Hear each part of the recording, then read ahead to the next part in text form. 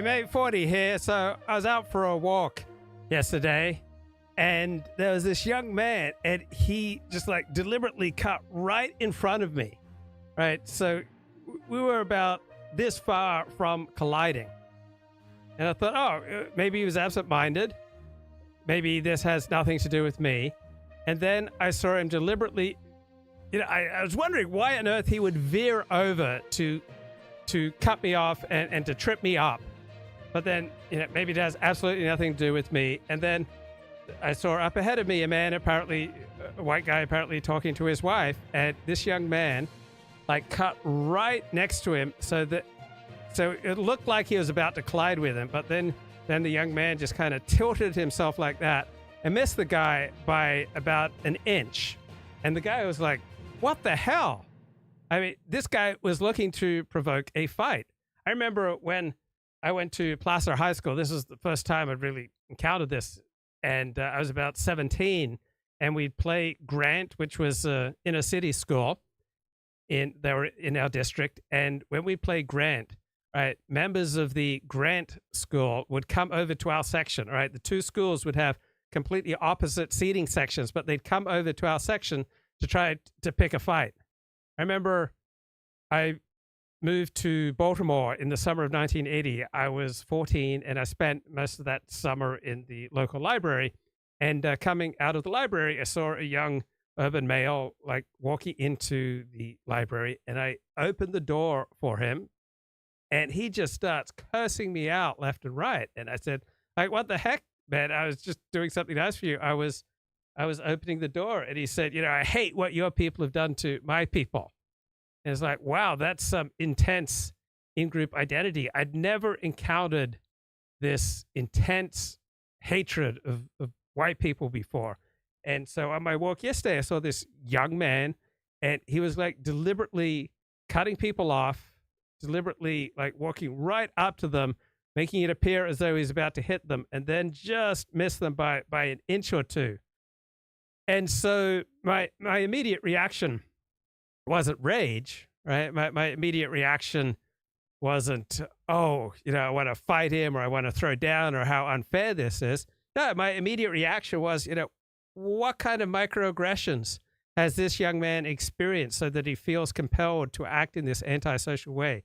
Like, how is he being brutalized by white supremacy and our racialized society? I mean, how is this man being robbed of opportunities?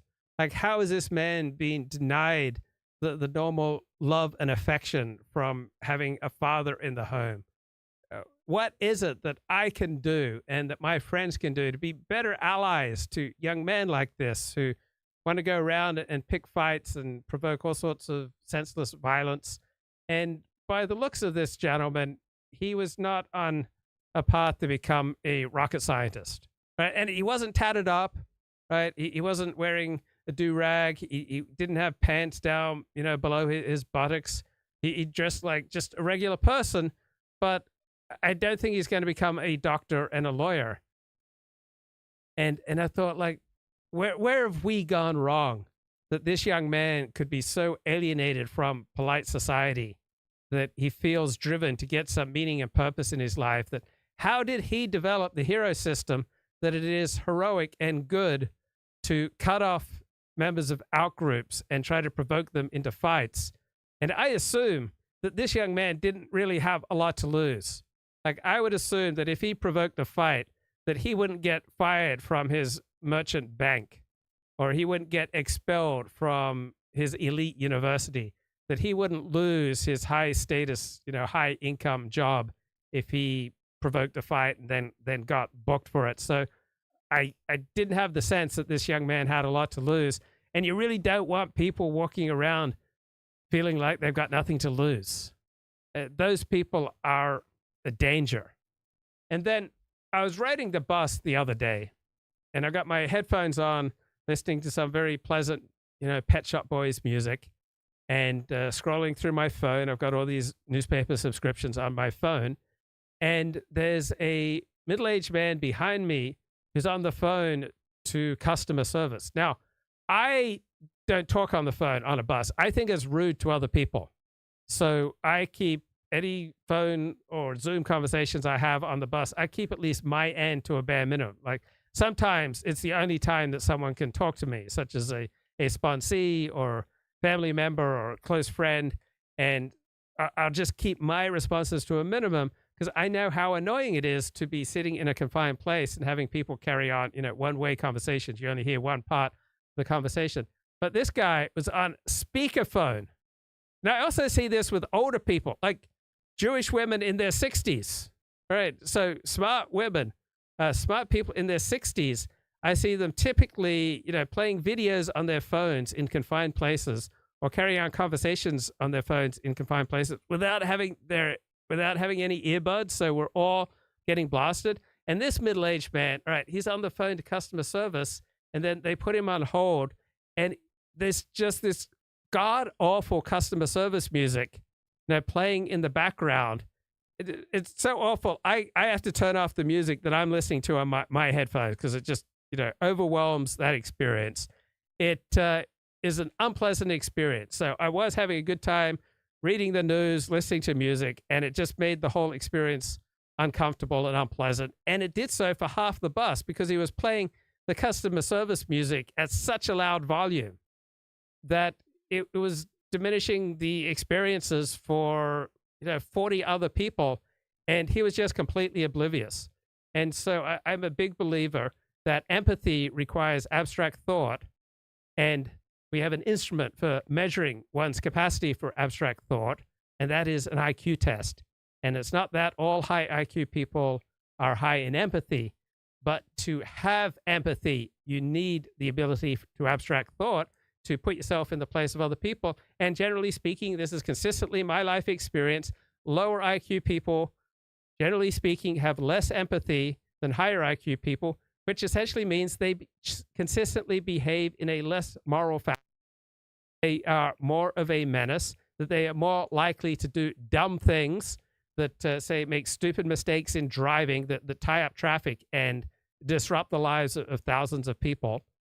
And we should really treasure, our high IQ people and the empathy that they're capable of, and hold that up as something to aspire towards. Right, you're probably wondering, 40, what's going on with Caitlin Clark? Well, it was the shove scene around the world. Mabry doubled off to Carter. Her jumper is good. Kennedy Carter now with 12 points off the bench. The officials are going to take a look at what just transpired between Carter and Clark.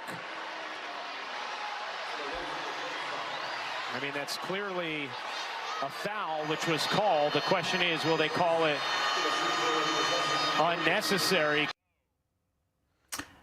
Okay, so let's be real. Caitlin Clark is heterosexual in a dominantly lesbian league, and she is not of the same group that also dominates the league on a racial basis. And so she is just getting thrashed by a dominantly lesbian league.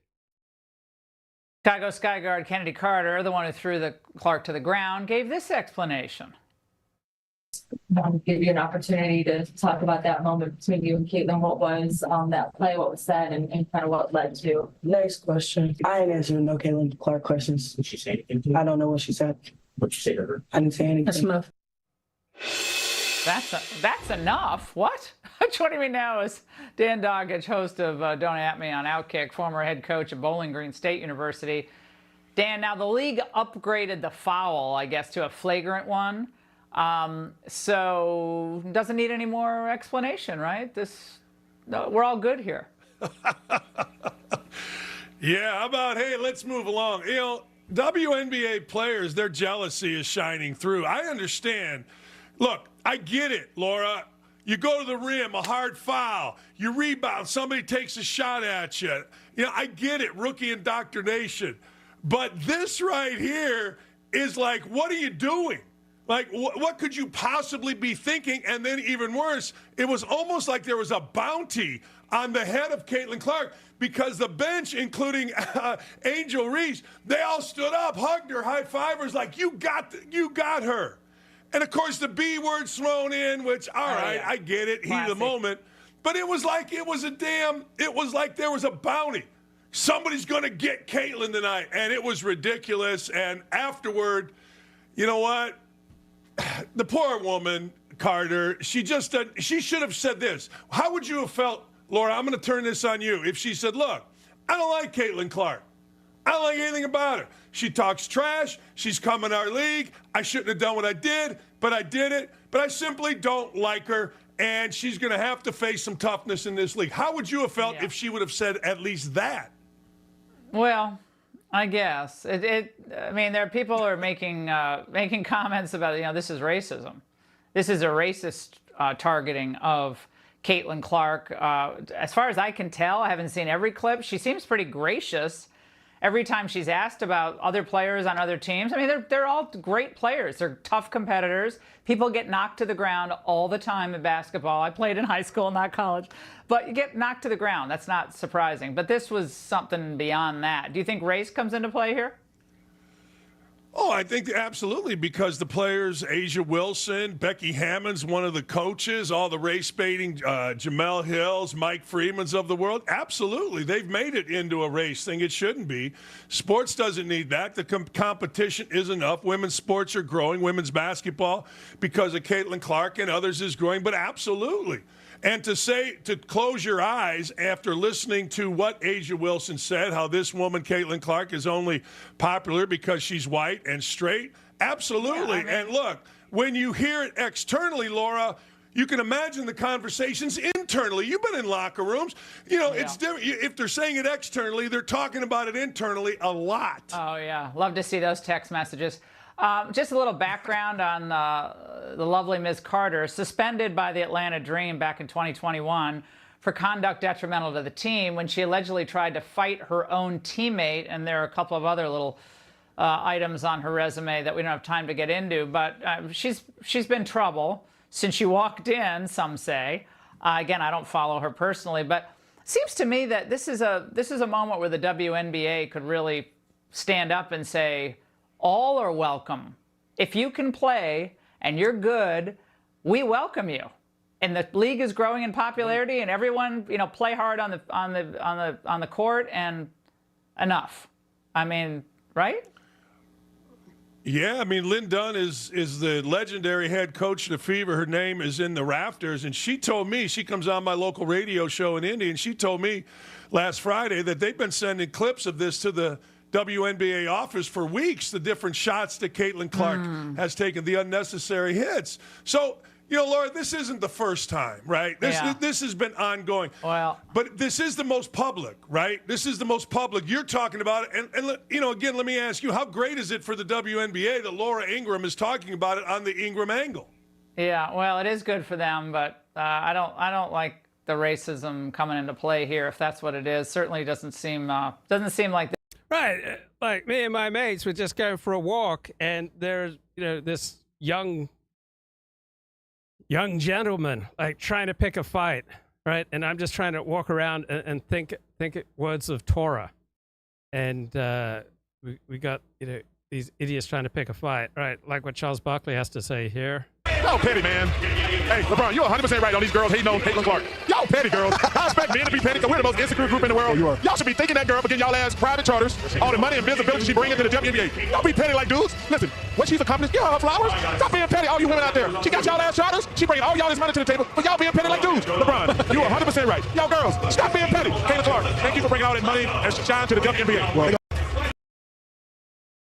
Okay, is there anything to be learned from reactions to the Donald Trump verdict? And I think I'm seeing a pattern that, generally speaking, the pro-Trump crowd is not making the sharpest of arguments in my comment section. And I'm just wondering if there's anything to be extrapolated.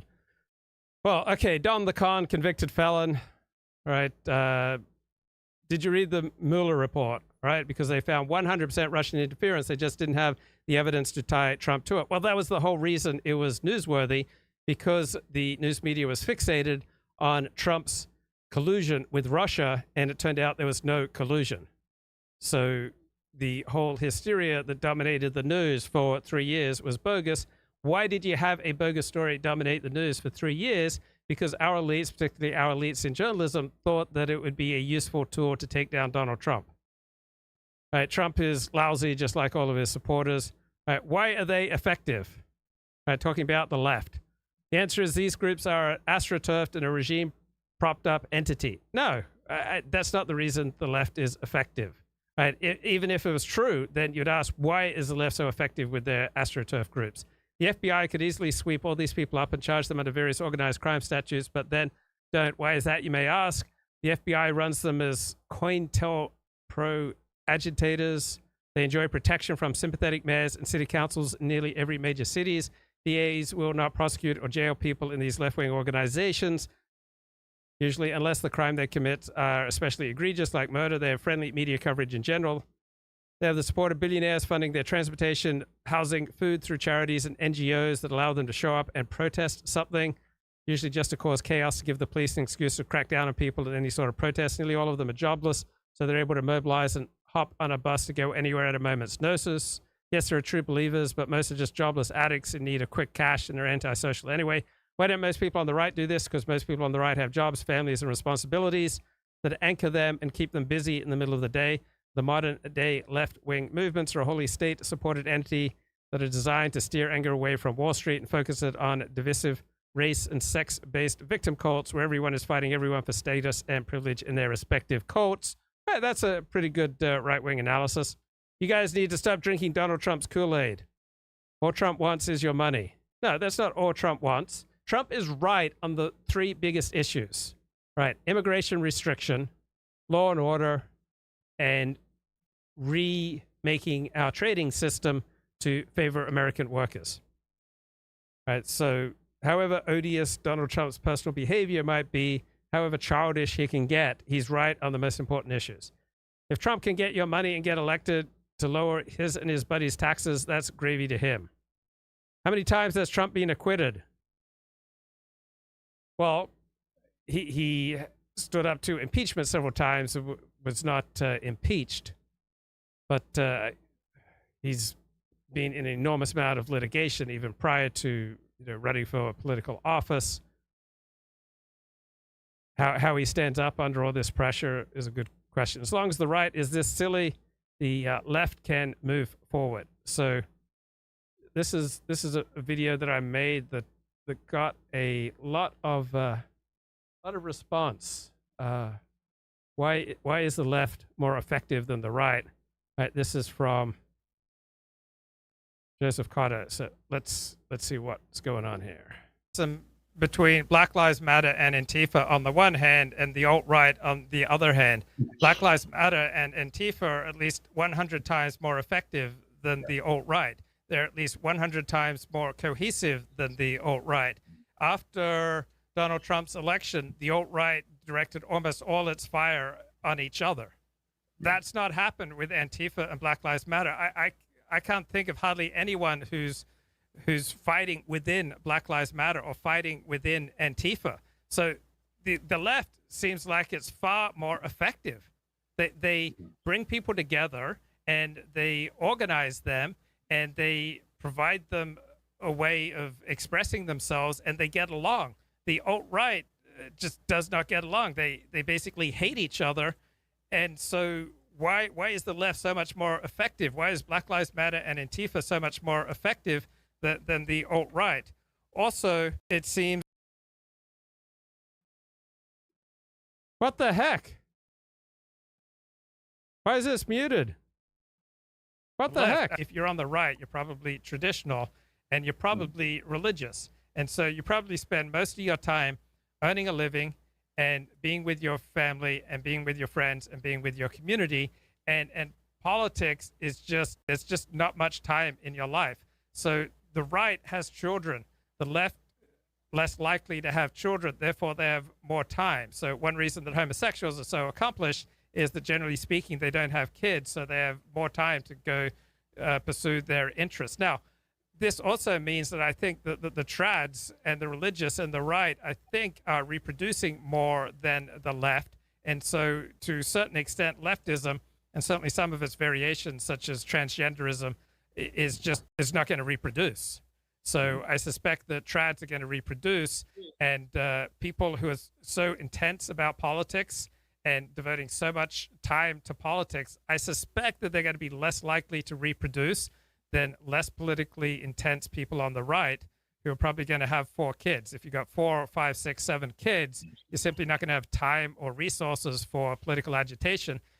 And Elliot Blatt says the alt-right punched, way above its right. It did for a while when it played to its strengths, such as comedy and, tackling issues that were outside of the Overton window and doing it in a frequently amusing and provocative and often sometimes thoughtful and out of the box way that's just completely foreign to the discourse in the mainstream media. So it was contributing to discourse through, say, 2014, 2015 into 2016, and then it just started becoming dominantly a sore. If you are all out about political agitation, then you're probably not raising many kids. Be an issue, of course, before we move on. Okay, Alan Dershowitz says... A war will now break out. A war between Democrats and Republican prosecutors because the criminal justice system has been weaponized. Let's move to Alan Dershowitz, who's a U.S. law professor and a former attorney for Donald Trump. Alan Dershowitz, hello. Welcome to the program. The verdict is in, guilty on all 34 counts. You said this was the weakest of all the cases against Donald Trump, but the jury has come in and said, well, actually, we think it's rather strong. In fact, we think he's guilty. Well, the jury is dead wrong, and the judge was dead wrong, and the prosecutor was dead wrong. This is still the weakest case in American history. I have been doing this for 60 years. I've never seen a weaker case. To this day, it's hard for people to understand how you turn a misdemeanor, which was expired under the statute of limitations, into a felony based on what the defendant may have been thinking when a secretary entered a bookkeeping entry as a legal expense rather than as reimbursement for a non-disclosure agreement. This is the weakest case ever. And the end result will be that you will see Republican prosecutors all over the country now starting to indict Democrats on cases like this. And a war will now break out. A war between Democrats and Republican prosecutors because the criminal justice system has been weaponized. And this is the first... Alan, you can't just believe that you're a nation of... Okay, so when he's talking about law, I don't think he means a law where people are getting shot and killed. It's more of an exaggeration. All right, Raymond, Pride Month is upon us. The Defense Department, what is their $843 billion budget? They posted a Celebrate Pride message under a statement proclaiming June PTSD Awareness Month. Yeah, that was odd. The post read, if you or someone you know is struggling, help is available. Does Pride bring on PTSD? I don't know. But look, it's very unclear. They ended up pulling that post. Then the Naval Special Warfare Command official Facebook page also posted a rainbow, which got a lot of negative reactions. And the question is this, Laura. Is this the role of the federal government? I mean, are they pushing and promoting support for children who have diabetes or people with muscular dystrophy? Where are we drawing the line here? I have a lot of Navy SEAL friends that might shock you to know, and I received that full screen, that screenshot, I think from 7 different people from different parts of the country. The SEALs that at least I know were very, very unhappy with that. They're like, we're the Navy SEALs. What are you doing? It doesn't work. But the worst was this official Sesame Street post wishing everybody a happy Pride Month to their audience. Well, okay. Yeah, well, but the problem here, Laura, is we're not talking about adults celebrating their sexuality. This is a message to preschoolers, little babies. It's very bizarre. And sadly, it's not the first time Sesame Street and the gang have wandered down this street before. This month and every month, we want to uplift and celebrate our LGBTQIA+ family, friends, and communities. Yeah, that's right, Miss Ariana. From our Sesame Street family to yours, happy Pride! I want you to meet my brother Dave. Hi. His husband Frank. Hi. And my sobrina Mia. Hi. My niece. Hi, Mia. Papi, Daddy, Sesame Street is even more amazing than he said. I'm so happy to that you're all here. Are you kidding? We wouldn't have missed Family Day for anything. Look, Laura, everybody's welcome, and certainly everybody should be represented. That's fine. But what we're talking about here is little babies and taking the innocent things of childhood and setting them in an adult context. I mean, when we talk of Big Bird and you need a content warning, that's a problem. And that's we're borderline that here. Well, and what happened in Philadelphia over the weekend, Raymond? Something happened with Elmo. They encountered a lot more than Elmo during. Far more than Elmo, Laura. They ran into a pro-Palestinian protest who blocked their way, and this got really ugly. Look, I hope they found shelter. They had these banners, "No pride in genocide." But considering what happens in the Middle East, some of these people in the Pride March must have been concerned about their welfare. At least they should have been. There was a huge election over the weekend, Laura, in Mexico. This is getting washed away by all these other headlines. They elected their first female president, Claudia Sheinbaum. She is a socialist, and she was partially elected by people living in the United States. Check out this video. These are people voting at the Houston and Chicago Mexican consulates. Hundreds of thousands of them. They received voter ID cards to vote in the election. Nice to see some governments still check IDs at the polling places. They're good practice. Get out the vote. And before we go, Raymond, Congressman John Rose of Tennessee brought his son to the House floor today as he offered remarks. Let's just say he was upstaged. The justice system to engage in a politically driven prosecution and now conviction. We'd be well served to remember the long and cherished tradition we have in this country of settling our political differences at the ballot box. The DA who brought these charges actually campaigned on, quote, getting President Trump. Laura, they say you should never work with dogs or kids. Look, I thought it was hilarious. The congressman said he told his son Guy to smile at his brother back home, and the kid followed orders and created his own sideshow, and now he's creating it over my shoulder. Great. I like that he's there because he's not only fun, he can't raise our taxes and he can't spend more money on foreign wars. Keep the kid. I like it. I mean, his dad is a Republican, but I think he's sticking out the tongue. He's expressing what we all feel about Congress sometimes. Raymond, thanks so much. Follow me on social and just. There must be something incredibly vulnerable creating with having children. All right, because they can upstage you at any time. Oh man, whatever happened to the band? All right, whatever happened to Babylonian Hebrew? Like I reached out to him like 3 or 4 times over the course of about 2 years, and he just never got back to me. Why did the old band split up?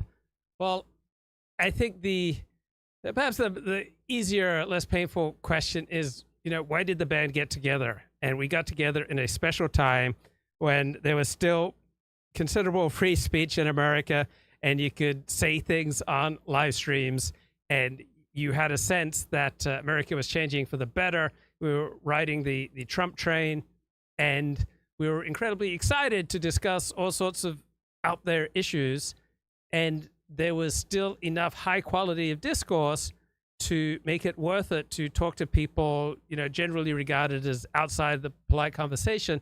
It was just exciting enough to carry on these conversations, whether it was about Jews or about gays or blacks or Israel or the Jewish lobby or immigration, whatever, the different people having different gifts. It was exciting to talk to a wide range of people. I mean, I had trans on the show. I had, communists on the show. I had Nazis on the show. I had Muslims on the show. It was a wonderful, exciting time. And it was similar in my first few years of blogging. Like we had these wide open conversations that I would write up on my blog. But then what happened is that people started having to pay consequences for their words. And initially, there's nothing people love more than talking about themselves and talking about what they value. But then there's nothing they hate more than paying the consequences for those words or seeing what they actually said, end up in print or in pixels or on a podcast or a live stream. And so the consequences of those conversations just became too intense for people who had things to lose. And unfortunately, people who don't have anything to lose, they're not really the type of people I want to get on to a live stream. Whatever happened to my Greg Johnson interviews? Yeah, so they're about, they got struck. They got struck for, violating hate speech. And there are just some fights not worth having. I enjoyed talking to various people on the alt-right.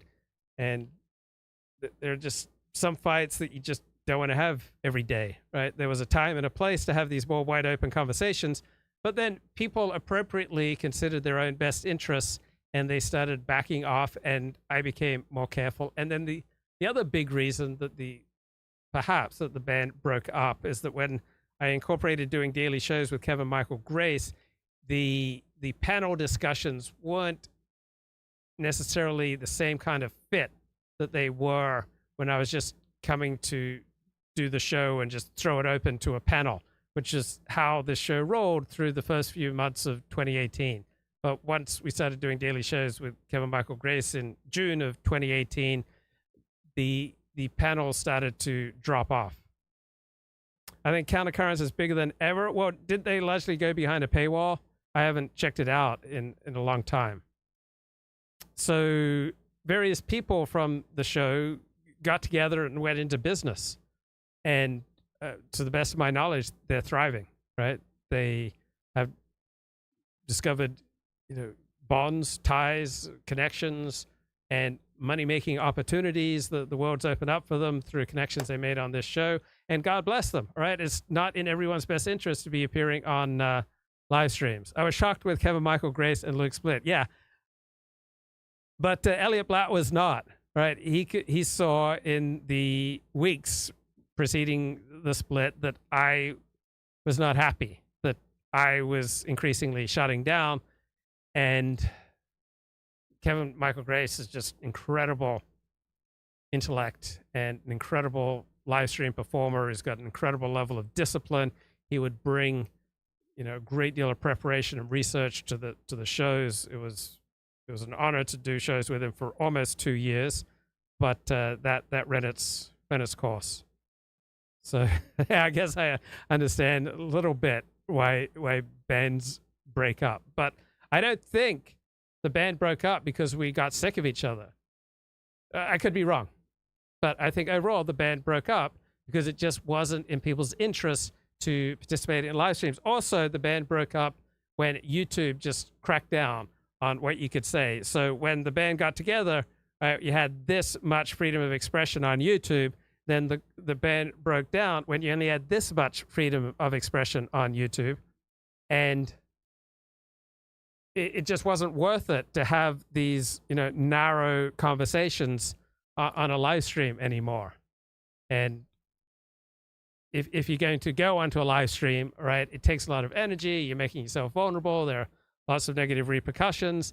And if you can't have exciting conversations that, get your blood flowing, then why would you do it? So when YouTube's terms of service just crushed what you're allowed to say on YouTube, right, I think that was a huge factor, perhaps the biggest factor. So if I had to assess why did the band break up, I'd put it at 40% people reassessing their own best interests.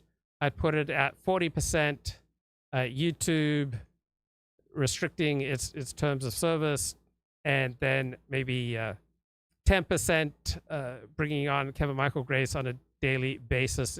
That dynamic wasn't as well suited to the panel discussions that we used to enjoy. And then the world around us changed, right? So it was all well and good to discuss these edgy issues before people associated with these issues went out there and started murdering people in Walmart and in mosques in Christchurch and in a supermarket in Buffalo, right? Once people talking about the same issues then released manifestos as they went out and slaughtered people, you couldn't have the same, carefree conversations.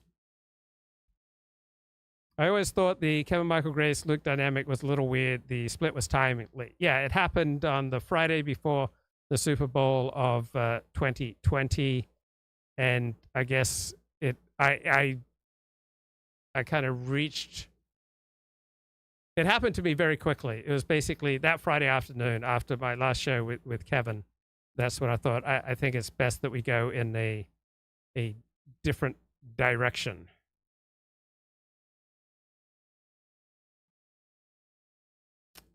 Okay, let me catch my breath here.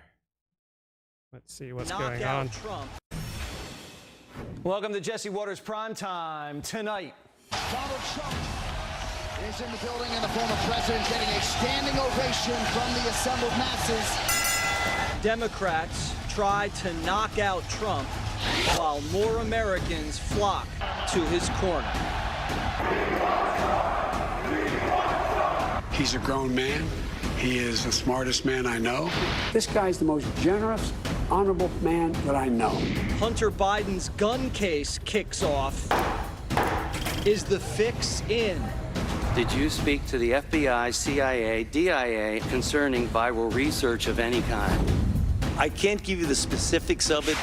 Fauci, COVID, and the CIA. Plus, Do you trust the justice system? No.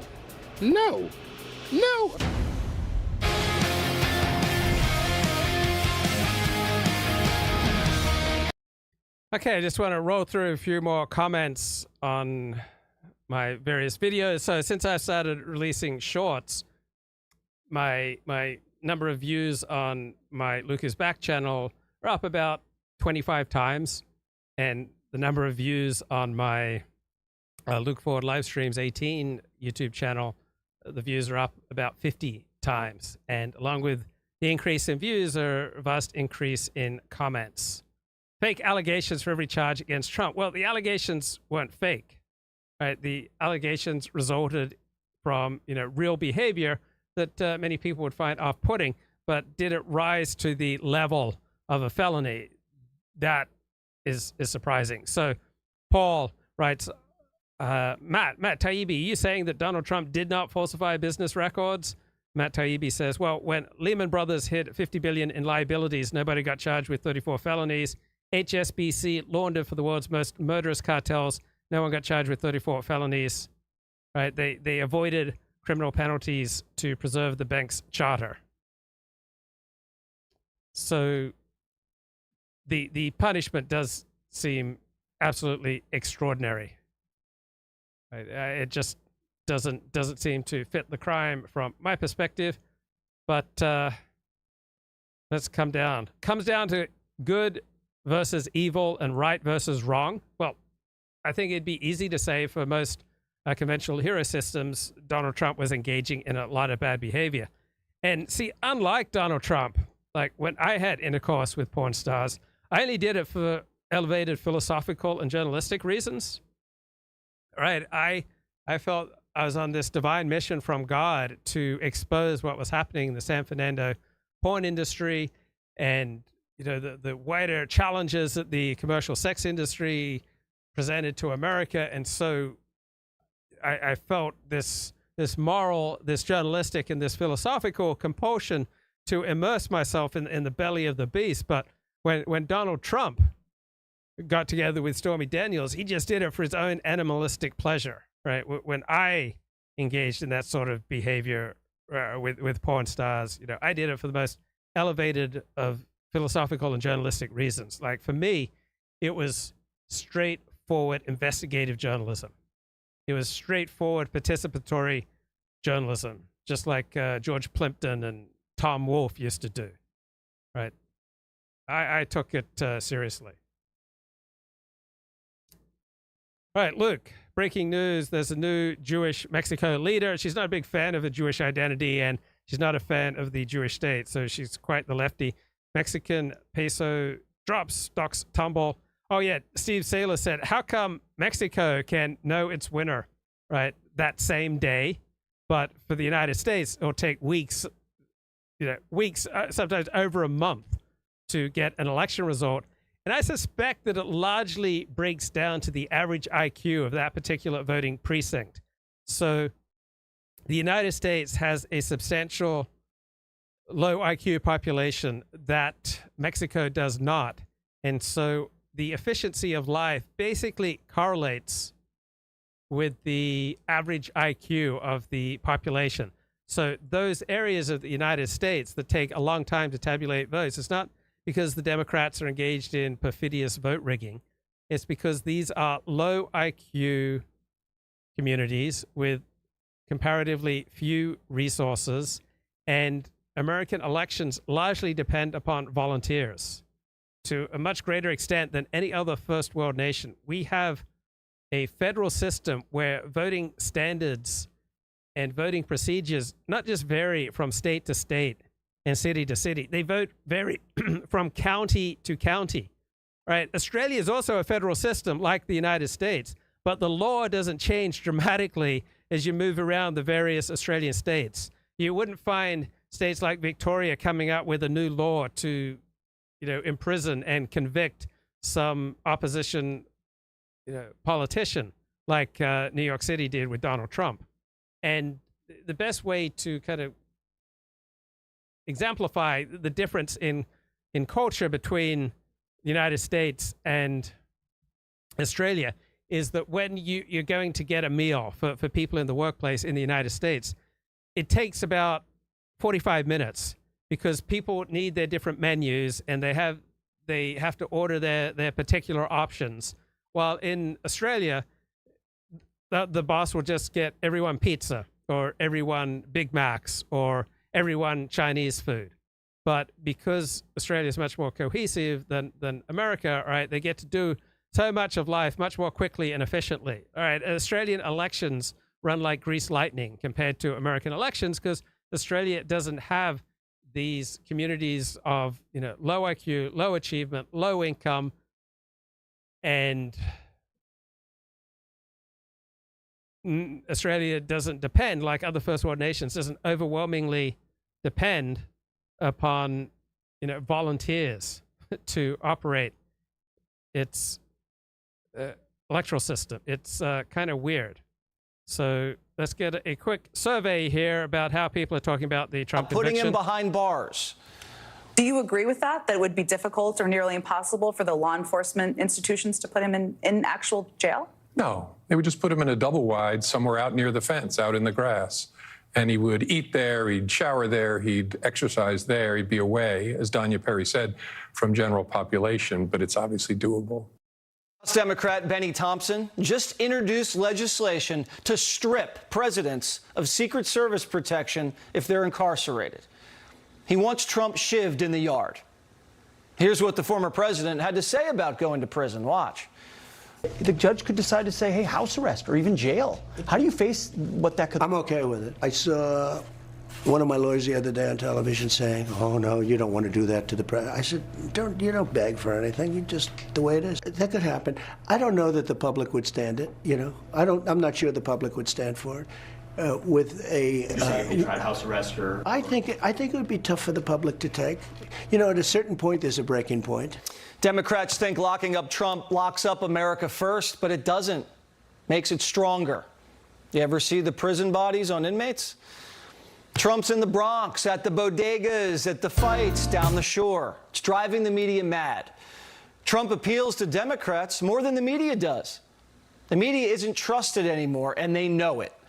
So I remember when I was given a choice at one Orthodox synagogue to stop writing on the porn industry or stop coming around there, and I said, look, my publisher Prometheus, it's not a trashy book that I'm writing on the history of sex and film. Of course, the Attorney General in Manhattan has nothing to do with the Department of Justice. I vehemently disagree that the district attorney in New York was not politically motivated here, and I vehemently disagree that President Biden and his political allies aren't up to their necks in this prosecution. I think the fact there's that no the Biden evidence of that, campaign sir. There's no. I'm not going to let you continue to say that. There's just zero evidence of that. Well, how about the fact that Matthew Colangelo was standing over Alvin Bragg's shoulder when he announced this verdict? I mean, Colangelo was the #3 official in the Biden Department of Justice who suddenly disappears and shows up as an assistant district attorney right as Trump's case in New York starts to proceed. You want to talk about political coordination? This has nothing to do. This has nothing to do. No, it's not. This has nothing to do with President Biden. Yeah, sure, George. Biden's number 3 guy at Justice took a 50% pay cut to just work for a local DA just weeks after Trump. Anyway, so the rabbi looked at me and I said, yeah, I'm sure your book is very academic. Looking at the chat, Josh says, Luke was a walking penis looking for a lay. Deep undercover without a cover for your Jimmy. I was always kept it covered when I was with the professionals, and only ever for journalistic reasons. Totally understand. As a perennial student of human sexuality, all of my research is also done with academic detachment. Yeah, it was like, for me, it was like the orgasms didn't even happen. It was just about a philosophical learning experience. Trump is the Democrats' roly-poly toy. Oh. Okay, let's have a look at the quality of the reactions to the Trump verdict. All right, you sir are a liberal pussy. Problem is we have a facade of democracy and people are starting to see the truth. Look, democracy, even at its most democratic in the United States, is only going to account for a tiny little bit of life, right? You get to choose your representatives. You basically have an either-or choice for your representatives, but life runs on hierarchy because hierarchy is the most effective way to get things done. So when you go to work, you're effectively a slave for your employer, and your freedom is in choosing, who you want to be enslaved to. Or if you live for something higher than your own pleasure, right, then you're a slave to certain ideals, right? If you are committed to Orthodox Judaism or to Christianity or to Islam, all right, you are a slave to the burden of the kingdom of heaven. If you believe in something, right, and you subjugate your behavior to align with your hero system, all right, you are a slave to your hero system. The wealthy fascist elites are in control of America, right? That's nonsense. They want Trump because they know that Trump doesn't care about the law of democracy. Trump has always been an elitist and gotten his way. Right? The idea that fascists control America is ridiculous. Look, let's see you run some edgy shows through your clip maker. I want to see what it likes. He's a crook who got caught. Is that simple? Yeah, that's one way of looking at it. I mean, he is a dodgy character. You're a drooling moron. Delusional. Shouldn't talk to yourself. All right. If you had a job and didn't live off the government, you'd feel differently about this. Yeah. The right wing doesn't tend to get out in the streets and riot the same way the left does, because the right tends to have obligations to family and to jobs. I don't care if Biden boils and eats babies. I'm voting for him anyway. Yeah, I think people will, align with their identity. People will align their votes with their interests, with the groups that they most want to connect with. So I'm a yellow dog Republican. I'll vote Republican even if the Republicans vote nominate a yellow dog. I wish Trump would gag on his gag order. You fools are drunk on Kool-Aid. You're gnawing the ice. The charges were petty and venal. If anyone can't see there was injustice done by this judge, you're a moron. Okay, here's the most intelligent comment, and it comes from a liberal. So A.T. Kravitz. The other crime was election fraud. He falsified his records to hide facts from the public to influence an election. So the most intelligent comments on my YouTube videos come from people left to center. Why not read the summation of the district attorney? It was 4.5 hours long. Maybe then you can educate yourself on the prosecution and its arguments. There were 3 major factual questions. First, did he pay off a person to keep quiet through his fixer, Michael Cohen? Yes, he did. Hope we aren't arguing about this one. Second, did he falsify his records to hide the fact that he paid $130,000 to bribe? I assume you agree that Trump did. Yes. I haven't read the records or documents submitted, but I haven't been provided with any other plausible explanation for the payments. Then you have to ask why he falsified his records. Here, the district attorney convinced the jury that it was for the purpose of influencing an election. If this is a crime, there's a question for the appeal court, but I hope you agree that he paid her to make sure his chances of being elected weren't hurt by being a womanizing adulterer. Correct. So what exactly is your problem with this case? My problem with this case is I don't know any other examples where a person's gotten a felony conviction for this kind of thing. We all agree on the facts. That's true. Seems your problem is if it was a crime. No, my problem is not if it was a crime. It may very well be a misdemeanor. My problem is, does it rise to the level of 34 felonies? But does that matter? Should a liar, fraudster, womanizer, adulterer who is found to have sexually assaulted a woman and kidnapped top secret documents be president? Ask yourself that question without your political hat on. That's a very intelligent critique. And my answer is far more important to me that someone be aligned with immigration restriction, fair trade, and law and order than how they conduct themselves in their private life. And then another question, comment here I got from a longtime viewer of the show. Lauren, considering that both Jews and Arabs and Middle Easterners and Asians are among the most Semitic population in the world, what are the chances that in the future the blame of this present war between Israel and Gaza will not so much be placed on Americans, as we see surfacing right now, but will eventually manifest into pointing all fingers and blame on Christian Americans instead? I don't think Christian Americans will be the primary recipients of rage over this war. Everyone needs a scapegoat. The rivalry between Hindus from India and Muslims from Pakistan seem to dissipate once they cross over onto the shores of the West and they can become the best of friends, or the conflict between Sunni and Shia families lessen while surviving the tough inner city neighborhoods in the U.S. Right, in different situations, your loyalties will realign. Not forgetting to rule out the peace resolution meetings organized by American Jews and Arabs. Well, is this the future? Sometimes it seems like there's more anti-non-Semitism happening around us, not so much anti-Semitism or fear of Islam happening. Everyone gets forced into accepting and believing the words thrown on it.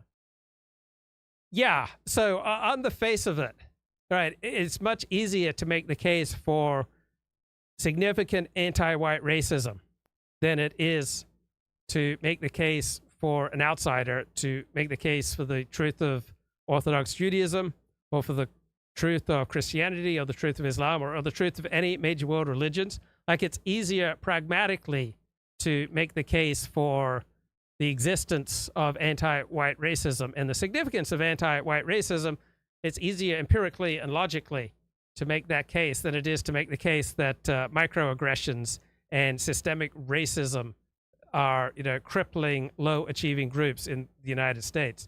But because of social construction, right, someone who talks about anti-white racism has lost his access to status, right? You lose your social privileges, you are regarded socially as a loser, right? Because white people don't want to play the victimhood sweepstakes, generally speaking. They don't want to play the racial spoils game.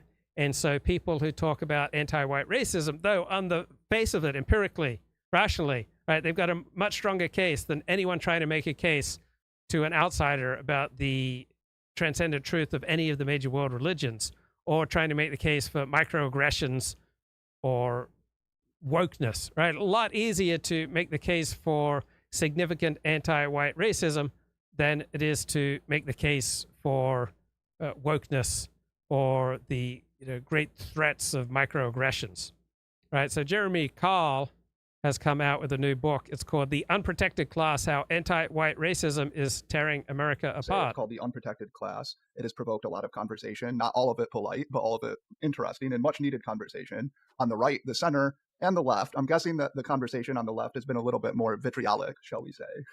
But I think you might actually provoke resistance even on the right, which is why I commend the book and what I think so interesting about it.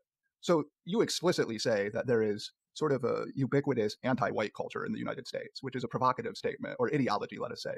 So let me ask you, what is an anti-white ideology, and why did you use such a candid but provocative term right in your title or subtitle? Sure, and I think you've kind of hit on a couple key things here. First, even on the right, and I should add, I mean, I've been actually really blessed that the reception has been overwhelmingly positive.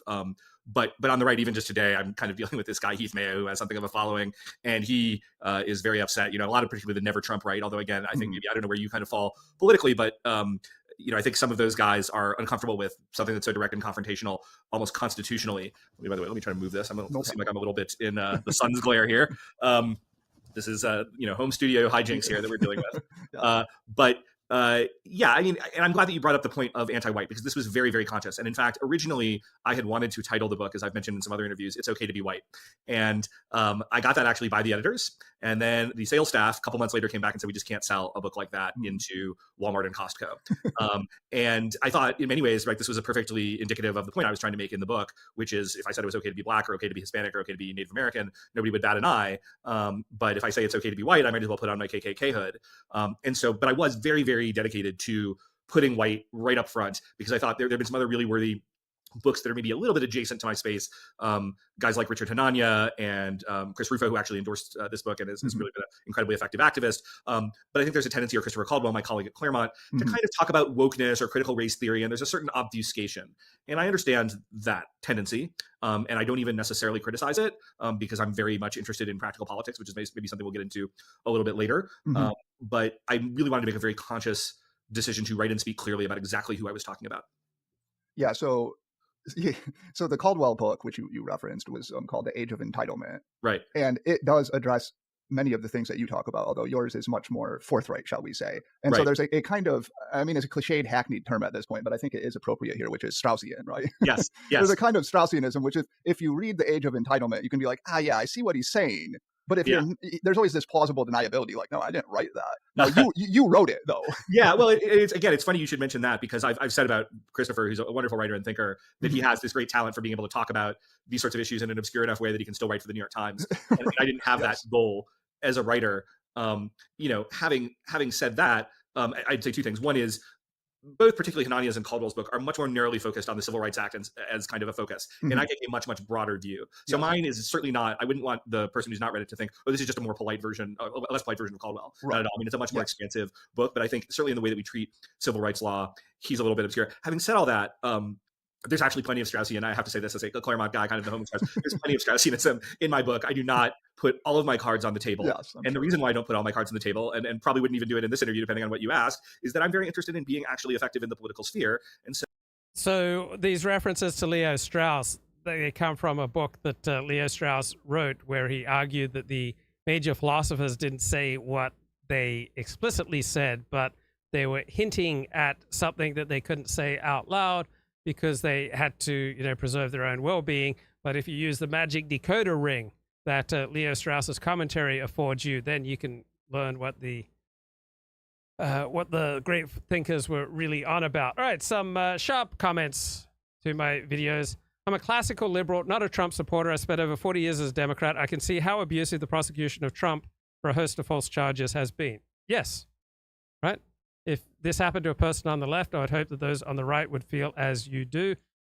The law is meant to protect us. Right now, it's being used as a cudgel.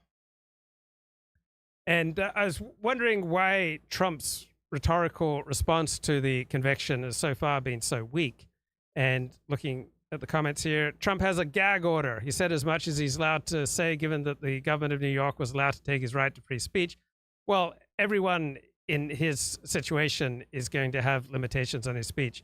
You're supposed to read the trial, do your own research, and figure it out for yourself.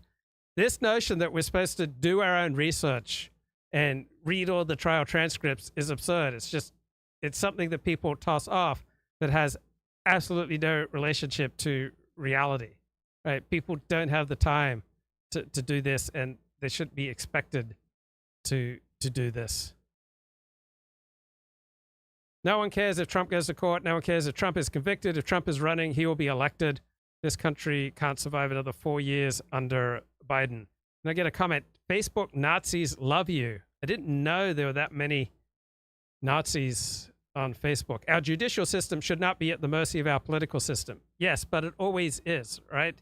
You have politicians who appoint judges. So there's always going to be a substantial political component to the application of the law. And Donald Trump gave his opponents a sword, right? Donald Trump engaged in a lot of behavior that made him vulnerable to prosecution and to being ridiculed. Why is the left more effective than the right? Because the left is backed by corporations and government and financial institutions. Yes, that's a good point. Our institutions are dominantly controlled by the left. Right. Which of our institutions are not left-wing? Right. Some businesses, some corporations and parts of the military. So I'm not going to say things that I think, whether or not they might be true, will ultimately make the political project that I would like to advance, which is to get rid of anti-white discrimination, ineffective or less effective, at least to the best of my ability. Yeah, that makes sense. So let me push on that let me put a pin in that for a second, as it were, and just to tell the audience, yes, there's an interesting chapter in the book, for example, about anti-white ideology in Hollywood.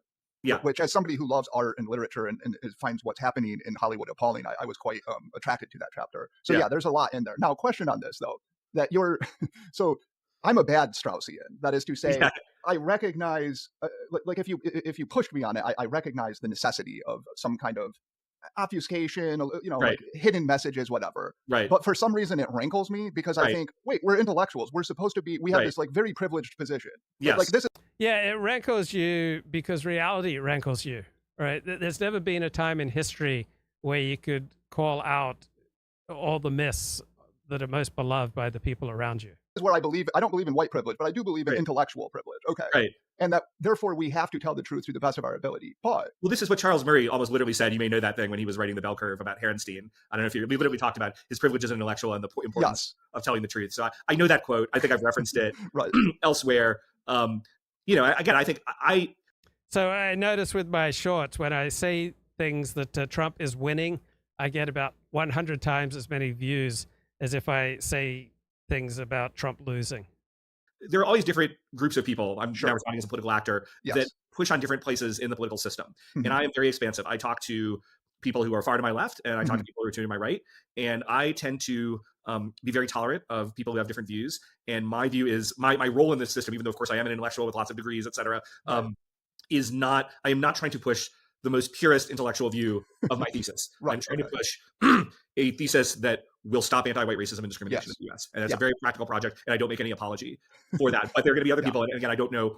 I know some things about your work, but I don't know everything. But or a guy like Steve Saylor or Murray or people like that, and they kind of, they live to kind of poke that balloon, right? That's not I'm not criticizing that project. It's just not the project I'm engaged with. I mean, often that can be really helpful because it affects elite discourse, right? The smart elites are reading it, and that changes the political possibility space. For an economist perspective, the production possibility frontier kind of moved out up into the right. So that's great. It's just a slightly different project than the one that I'm engaged in. Yeah, that's very fair. And I am also an intellectual pluralist too, I should say. I understand like different people have different jobs in the intellectual sphere, and that's completely reasonable. So let me ask you then. Yeah, you can see why Tim Pool became Tim Pool because, if I say things that are pro-Trump and if I create shows or create commentary that talks about how Trump is winning, right? I get 100 times the number of views, and I'd get 100 times the amount of income, as opposed to my attempts at being more even-handed. Why did you use the term anti? Why did you think it was so important, knowing that it would indeed be incendiary? I would say to target specifically anti-white racism in your book. Why is that your project instead of CRT or something that's a little more coded? That's a fair question. And these things, and at Claremont, my employer, where we kind of literally, but I would say we're kind of dedicated to ultimately, is the question of prudential statesmanship and what it looks like. I mean, we have sort of a more expansive official ambit, but that's how I would define us. This was a question of prudential statesmanship on my part. I decided that for this particular thing, even though it would occasion blowback, it was best to be direct on this point, even in the political sphere. I think certainly based on the reaction that I've gotten to this book, I think that was the right decision, even though there are. So by writing a book on anti-white racism, he is, losing access to most of the circles that a writer and intellectual wants to be able to mix in. He wrote this book at a tremendous personal cost. There'll be all sorts of literary events that he will not be invited to. There will be all sorts of TV shows, radio shows, podcasts, speaking invitations that he will not be invited to. He will lose out economically. He'll lose out with social status. He will be shunned and marginalized for even talking about anti-white racism. He may very well lose friends, or just the quality of his friendships will significantly diminish in many cases. He'll have all sorts of doors that will be permanently shut to him, that will never publish him. So Jeremy Carl is doing a very brave thing, writing this book, The Unprotected Class, How Anti-White Racism is Tearing America Apart. And on the other hand, someone who does similar brave work, Steve Saylor, Dennis Dale was criticizing him for being insufficiently pro-white, but someone who's racially rabid would not be effective. right? They'd be just another marginalized loser, shouting into the void. Shows that I can't go on. There are other things. I mean, I did get on Fox, but it was, it was a little bit of a production. There's even people who've had me on. I think there's like a little nervousness. I remember I was talking with Trump Jr.'s folks before I went on his podcast, and they were kind of like, they just kind of wanted to make sure. I mean, they'd gotten a good reference, a couple good references from me from people they trusted, but they just wanted to make sure I wasn't going to kind of like say anything that was going to be. Yeah, you start talking about anti-white racism will make a lot of people very nervous. Another comment on one of my videos: why is the left more effective than the right? 2 factors explain the effectiveness of the left: organization and discipline. These are the reasons why the Bolsheviks were able to seize power in Russia in 1917, despite their weak popular support. And it's a lot easier to develop organization and discipline if people aren't dedicated to their religion, to their families, and to their work, which most people on the right tend to be. Completely incendiary and out there. So I made the prudential decision that ultimately, at this time on this issue, I just needed to be direct on that core point. So it seems to me that you then you took a little bit. It's a little bit of an experiment, because I don't think you could know what the reception would be. And I know, like you referenced Herrnstein and Murray before. Murray didn't know the hellstorm that was coming after the bell curve, and right. And so I just said, like, I applaud your courage. And okay, maybe it was this practical decision, but on the other hand, you had to have your fingers crossed a little bit, because sure. I mean, that is crossing a definite third rail, right? And just it saying, is. Look, this is anti-white. It is, and it was fortunate. I was fortunate in terms of, without getting into too many personal details of my life, but in terms of my social. Right, he could not have done this if he was not set up financially and socially. Right, so I noticed, because I've been talking to dissidents, right, for a long time. Many people want to do brave things, but when they start to do them, they find that they can't pull it off. All right, they get they experience too much pain, such as the pain of social exclusion, and they can't handle it, and they run away. So a lot of people are warriors behind the keyboard until they have to pay a price. Jeremy Carl seems to have gone into this with eyes wide open. Right, these pro-Palestine campus riots, they won't stop trouble in Gaza, writes Art Bell in a comment, but they are there to create pain on campus and to remind people. But isn't it wasted energy? And one thing about Jews versus Islamists, right, Jews have alcohol, right? Jews are allowed to engage in alcohol, but as long as Jews were religious, right, very few Jews apparently became alcoholic. I wonder why it's banned in one faith but not in another. Well, perhaps one way of understanding Islam is that it grew up next to sub-Saharan Africa, and seeing the damage that alcohol can do, any kind of licentiousness can do, sexual promiscuity can do, that probably accounts for the strictness of many of Islam's mores. Islam is a religion for the low IQ. And so when you're dealing with the low IQ, they can't handle the more risky things in life, such as alcohol, such as drugs, such as sexual promiscuity, that often people who are highly intelligent and disciplined can indulge in without seeming any harm. And so Islam has all these strictures that would not be necessary if they were dealing with adherents who were of a higher IQ. Political, financial position in every respect that I felt like, when I set out to write this book, it wasn't just that I felt very intellectually equipped to do it. And I did. I mean, I've been thinking about these issues for quite a long time. Mm-hmm. I mean, really, for 20 years since I'd lived in India. Previously was probably the first time I started to, as I mentioned in the book, really think about these issues more. So when was the last time Luke Ford wore shorts in public? So in Australia, wearing shorts is normal. Bank managers wear shorts in Australia. Right, the creme de la creme, the elites wear shorts in Australia. They'll wear shorts and dress shoes and a dress shirt. You don't see that in America, but a bank manager, a real estate agent, people in the middle class, the bourgeoisie, right, will wear dress shirts and dress shorts. And I came to America and I found that you're expected socially to wear long jeans, even on 100-degree temperature days. It's insane. So in Australia, wearing shorts is socially acceptable, and I went for a long walk yesterday and absolutely wearing shorts. It was 65 degrees. I find if I just take a little bit of testosterone supplementation, I don't feel the cold as intensely. And if I don't take any testosterone supplementation, then if it gets like 1 degree too cool, I'll feel it keenly, intensely, disruptively. But if I'm just taking a little bit of testosterone, then yeah, I can walk around in a t-shirt and shorts on 60-degree temperatures and I'm fine. Seriously. So was it, I mean, I felt like intellectually I was equipped, but I also felt like there were a lot of people who also might have been intellectually equipped, but they weren't in the position that I was in where, you know, I've got a good friend network, I've got a good family network, and, you know, I've got a very supportive employer in the Claremont Institute. And so those were ancillary things that kind of certainly played into my decision that, you know, this was the time and this was the book to write. Oh, I think you made the right decision. So let's get into your thesis or theses, I suppose. But your major thesis here. So here's the major question. In a country that's still majority white, how has the regnant ideology become anti-white? How could such a thing occur? I know this is a big question, but it is the important one, right? It's the important question, and yet I don't have a fully satisfying answer. Why hasn't there been more powerful protests on behalf of Trump? Like, why weren't there big protests outside the court, and why have there not been riots and protests since Trump's conviction? Why? Is it because people on the right have these obligations to family and to work and to their religion and their community, so they don't feel like it's a good use of their resources? Are they simply being canny and staying out of trouble and using their time more effectively? But there has not been an explosion on the right out on the streets, such as what you saw with the left and, say, the summer of George Floyd. Now, occasionally the right do riot, right? January 6th is one example.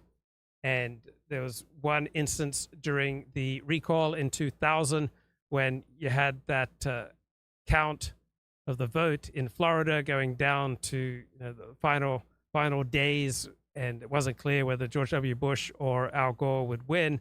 And there was one instance of like a middle-class riot. But overwhelmingly, I'm surprised that there haven't been street demonstrations and more public support for Donald Trump. What the heck? Get some linen slacks. Why would I not prefer to wear shorts? I've got great legs. Denim's fine, but who could find the standard tight fit of jeans at all comfortable? Correct. Levi's 501 jeans. They were all the rage when I was in high school. And those preppy alligator shirts. That's what we were wearing.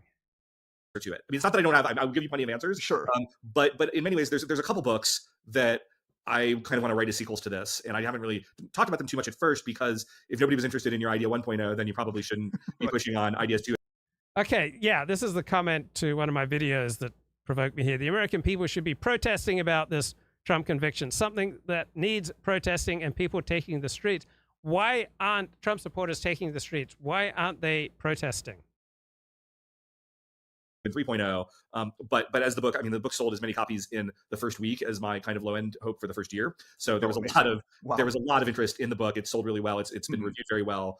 And so that's like, okay, well, what are my future bites at the apple? And I think one of them will kind of center a little bit more on this very question you asked, looking particularly at the white left in America as kind of the primary driver. And when I do that, I want to be a little bit careful because. Okay, back to another more thoughtful comment on my video. There's no alt-right. The right is self-evident truths and creator-endowed inalienable rights. Any deviation from that is liberalism, and that is left. White supremacy is left because it deviates from the right self-evident truth that all men are created equal. The right does not support white supremacy, therefore it is left. Non-discrimination is left because it deviates from the inalienable right to liberty, and because it's an establishment of religion, it is anti-right, therefore it is left. The right is where the U.S. started. Anything else is liberalism and progressivism and the left.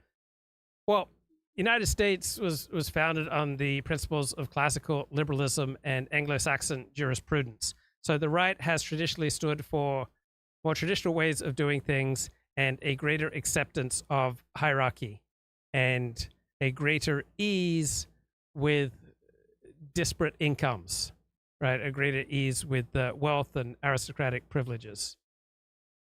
There is a tendency in terms of people who talk about this in a certain way, even if they're pretty frank and candid, that they'll blame everything on the white left, and they kind of remove the agency of minorities in, frankly, a very racist way, in my view. And there's plenty of bad minority political actors here who have engaged in the things. But I do think that it is important when you talk about this being a majority white country, and yet we've wound up here to say, well, you know, there were clearly a lot of whites who played a role in this, and like, let's examine their motivations.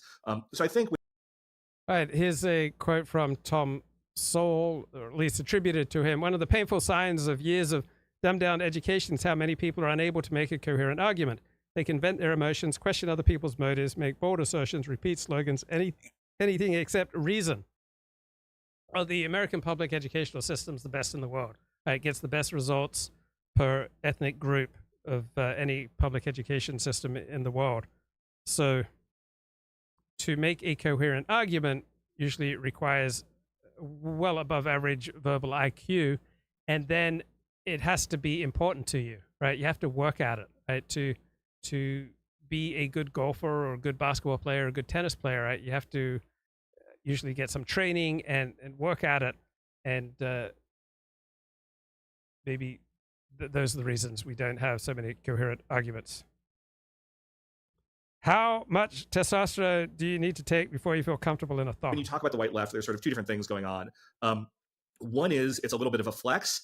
And this guy I was arguing with today on X, Heath Mayo, was trying to do that a little bit to me. And, he was sort of saying, well, we could either whine about racism or we could just really be awesome and kick butt. And first of all, I don't accept those two things as exclusive. I think we should absolutely call out racism and still go out and kick butt and not, not sit there and be whiners. But I'm like, okay, so to just wear shorts and a t-shirt and 60 degree temperature, I just need one bit of testosterone supplementation, maybe once every 3 weeks. Well, Heath, you like me have multiple Ivy League degrees and you're working at Wachtell Lipton. And for folks who know the legal world, that's probably the most exclusive. I just get my testosterone supplements on Amazon. So this is Tribulus Ultra Concentrated Capsule Dietary Supplement.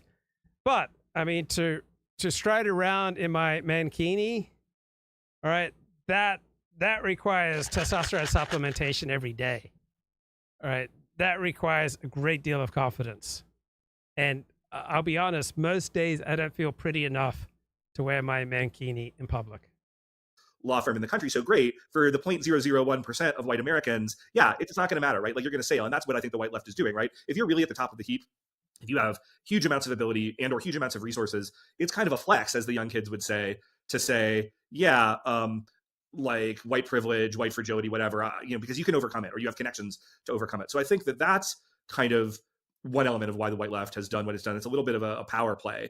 And then I think the second element, which is a little less flattering, although that's not particularly flattering in and of itself, is when you look at the social science survey data from Pew, which kind of tracks, so this is not some right-wing organization, opinions over time, they look at kind of in-group preference by ideology and race. Right. And it's largely what you would expect and not particularly concerning of any race. Some groups have a little bit more, some whites tend to have a little bit less, conservatives have a little more, liberals have a little bit less, but everybody has an in-group preference, which is not surprising. You just like you prefer your mom to some average woman on the street. Right, exactly. Yeah. As long as it's not kind of like getting toward Nazi levels of in-group preference, this is not a problem. There's one group that is an exception to that.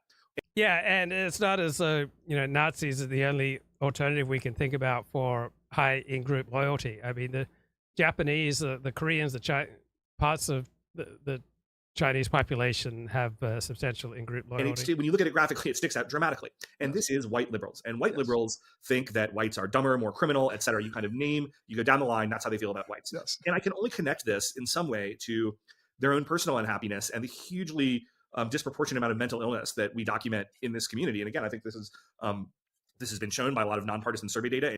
Ever wear Birkenstocks? I mess around a bit. I wear thongs, right? Really good thongs. But it was kind of scary when I was in Australia. I'd go for these long hikes and I'd be clambering over rocks, and I'd go for like 10-mile hikes in thongs because I wanted to vary my footwear. And I had great fear that something would break in the thong and I'd just be stuck 10 miles from home without footwear. But Birkenstocks, I've worn sandals at times, not really into sandals.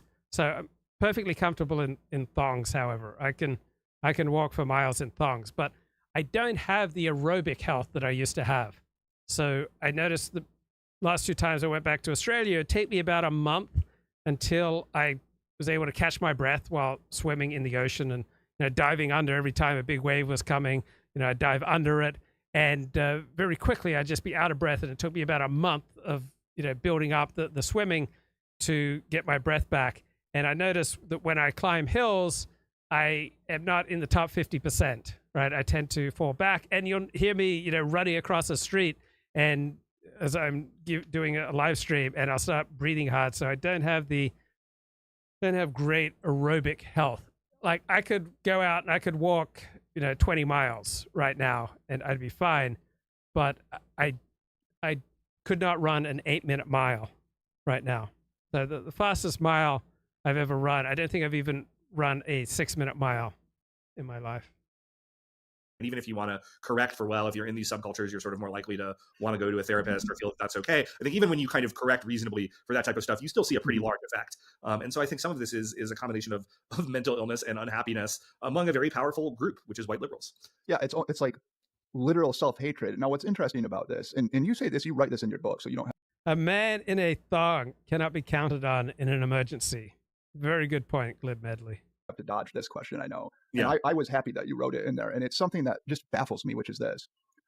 Having an in-group preference, not only is it like natural, it strikes me as perfectly healthy. Now, one should recognize that doesn't mean you want to dominate or somehow humiliate or enslave other groups, which is what white liberals immediately go to. Like, that's their immediate, if you have a slight preference for your European ancestry and you're like, yeah, I'm proud of that, they act as though you want to dominate other people, which is quite bizarre to me. But the extent of this anti-white attitude, so like, I buy both of those explanations. I think like the flex one, I suppose one might call it like status signaling. It's like, sure, that would be a more academic way. Yeah, exactly. Yeah. But like, I take you started your book with this quote. Here's a sharp comment to one of my videos. Dummies think that courts use the Socratic method to reach a decision. From my personal experience, lawyers are casting spells. And that is a painful comment. Try standing still. Your labored breathing is a distraction. Otherwise, good video. All right, back to this discussion with Jeremy Carl and Bo Weingard from Aporia Magazine on Jeremy Carl's new book, The Unprotected Class, How Anti-White Racism is Tearing America Apart. From Susan Sontag. This is the quote. Right. The white race is the cancer of human history. There are other quotes, such as, I remember there were articles, whiteness is a disease. Now, suppose that I wrote an article and I said, blackness is a disease. I would be, I guess I've been canceled a couple times. I would be canceled into the ether. I would disappear from this reality if I did that. Right. Okay, so that's what I'm trying to wrestle with. And okay, so we can talk about the Civil Rights Bill and other such top-down processes. But there's also this bottom-up cultural process, right? That's really important. And here's the question then. Yes, we can focus on the white liberals, and there are problems there. And here's a smart comment on YouTube from Dr. Wisdom. The guilty verdict will have almost no impact. We all knew former President Trump fooled around and paid her off. It worked. Trump got elected. Nobody cares if he betrays Melania. Right, this is what she signed up for. On the other hand, it is obvious that Trump works for Putin. Oh, that's not so smart. He will betray Ukraine for Putin if reelected. All right, that's idiotic. Trump supporters don't care that Trump's plan is to let Russian modern-day communism spread across the world. Right, that is absurd. But what happened? How did the mainstream conservatives become so craven about this? Why didn't they push back? Yeah, well, and that's interesting. I mean, I think the trivial answer, which is maybe a little too nice to my fellow white conservatives, is to say the left controls the means of cultural production in this country. And so the white conservatives are, by and large, unless you're in a subculture, and I'm in one to a degree, but not, I mean, largely I'm in the mainstream culture, you're imbibing the same stuff. And so, and I think that, so not only they control the institutions, they control the means of cultural production. My friend... So one theme that I've been hammering on is that Donald Trump, risks alienating such a large section of the elites that he won't be able to be effective and get things done, even if he's elected. And here's a smart comment. It is an American tradition to root for the underdog, yet the world is Machiavellian and people gravitate to power. Caesar didn't alienate unnecessarily the elites. He manipulated them and he controlled the mob. McIntyre's new book, The Total State, kind of gets into these kind of concepts, even though it's it's not in any way written about this topic per se, but I think he kind of talks about how, in the modern state, this type of ideological control is actually much higher. And so I think that some of that's... Why did I go with the lime green mankini? Because this is what Borat wore. And I thought Borat looked amazing in his lime green mankini. Happened, and they've been just very good at browbeating conservatives who get out of line. Now, having said that, I think something that is partly encouraging, although partly discouraging for reasons I'll just touch on, expanding the show to the pleb masses diminishes the ego boost from being one of an elite few listeners. Is that there is a lot more freedom in the air in terms of how people talk about this. Even since I started writing this book formally 2 years ago, the space where you can say anti-white, at least on spaces on the right. And again, I sense you're probably a little more academic and in less political spaces. But for me, guys like Tucker Carlson or Matt Walsh or Charlie Kirk, they will talk about anti-white racism. And even a few years ago, that wouldn't happen. And the kind of support I've gotten on this book from very mainstream figures on the right is, I think, also indicative of that. So that sounds wonderful. And we're like, hurrah, okay, finally, the tide is shifting. But I think this kind of sad part, the kind of downside here is that part of the reason that it's shifting is because things are just getting too bad to ignore, right? It's sort of like, you may have seen this kind of liberal academic who's a postdoc at Yale complaining about, he teaches like basically critical race theory. And someone comments, Luke sounds happy. Yeah, when I'm successfully navigating my way through life and I'm able to accomplish the things that I want to accomplish, when I feel effective in life, when I'm connecting with the people I want to connect with, when I feel at ease with the people who are important to me, when I am able to do the things that I want to do and not do the things that I don't want to do, then I feel happy. Like, do you think I would be as happy as I believe I usually am when I show up to a show if I had some deep, dark secret that I was hiding from you? Like, if I was like compulsively whacking off to pornography, or if I was just spending hours a day in sexual fixations, or if I was having sex that embarrassed me, if like I was engaged in illicit gambling, or I was just going around unnecessarily alienating people and creating a whirlwind of negative consequences for myself, do you think I'd show up as a happy guy? No, because my public presentation of myself is pretty similar, right? It's more disciplined on this show than in real life, but there's nothing dramatic that I'm hiding. And so when you're able to be reasonably transparent, when you're accomplishing the things that you want to accomplish, when you feel master of your domain, right? I have not spilled my seed in onanistic reverie for 12 years plus.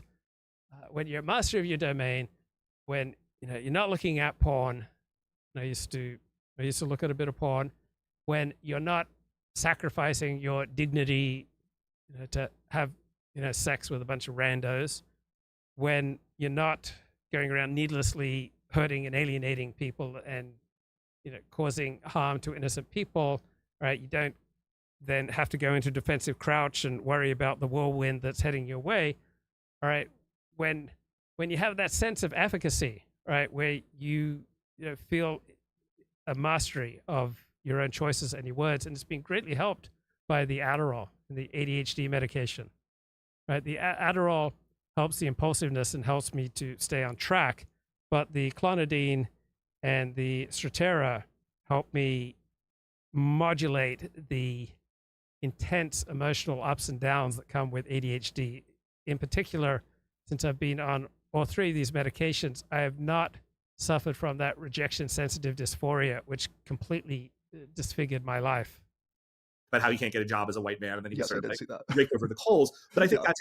Any plans for eventual retirement?